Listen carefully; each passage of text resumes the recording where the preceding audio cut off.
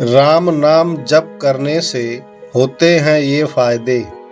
एक व्यक्ति हमेशा राम नाम का जप किया करता था।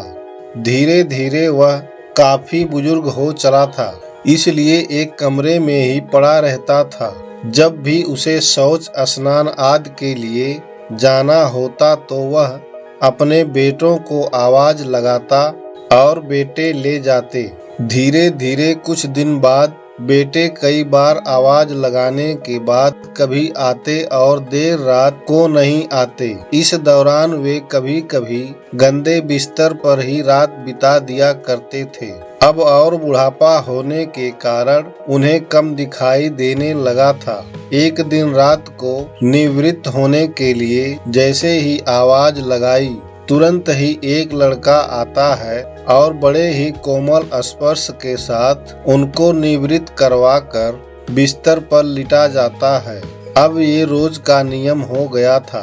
एक रात उनको शक हो जाता है कि पहले तो रात में बेटे को कई बार आवाज लगाने पर भी नहीं आते थे, लेकिन यह तो आवाज लगाते ही दूसरे क्षण आ जाता है और बड़े ही कोमल स्पर्श के साथ निवृत्त करवा देता है। एक रात वह व्यक्ति उसका हाथ पकड़ लेता है और पूछता है, सच बता तू कौन है? मेरे बेटे तो ऐसे नहीं हैं। तभी अंधेरे कमरे में एक अलौकिक उजाला हुआ और उस लड़के रूपी ईश्वर ने अपना वास्तविक रूप दिखाया। वह व्यक्ति रोते हुए कहता है, हे प्रभु, आप स्वयं मेरे निवृत्त कार्य कर रहे हैं। यदि मुझसे इतने प्रसन्न हैं तो मुक्ति ही दे दो ना। प्रभु कहते हैं, जो आप भुगत रहे हो वो आपके प्रारब्ध है। आप मेरे सच्चे साधक हैं, हर समय मेरा नाम जपा करते हैं, इसलिए मैं आपके प्रारब्ध भी सच्ची साधना के कारण स्वयं कटवा रहा हूँ। व्यक्ति कहता है कि क्या मेरे प्रारब्ध आपके कृपा से भी बड़े हैं? क्या आपकी कृपा मेरे प्रारब्ध नहीं काट सकती?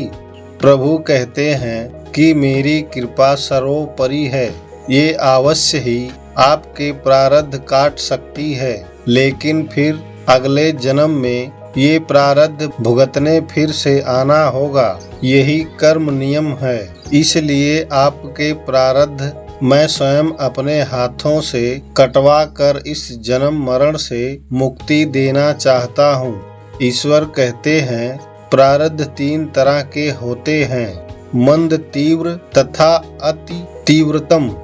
मंद प्रारब्ध मेरे नाम जपने पर कट जाते हैं, पर तीव्रतम प्रारब्ध भुगतने ही पड़ते हैं, चाहे अवतार होकर आओ।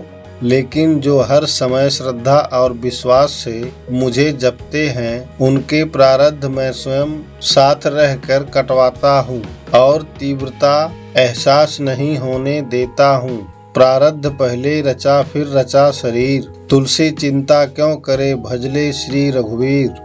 दोस्तों, वीडियो आपको कैसा लगा हमें कमेंट बॉक्स में लिखकर जरूर भेजें। वीडियो को लाइक और अपनों में शेयर जरूर करें। आप चैनल पर नए हैं तो चैनल को सब्सक्राइब करना ना भूलें।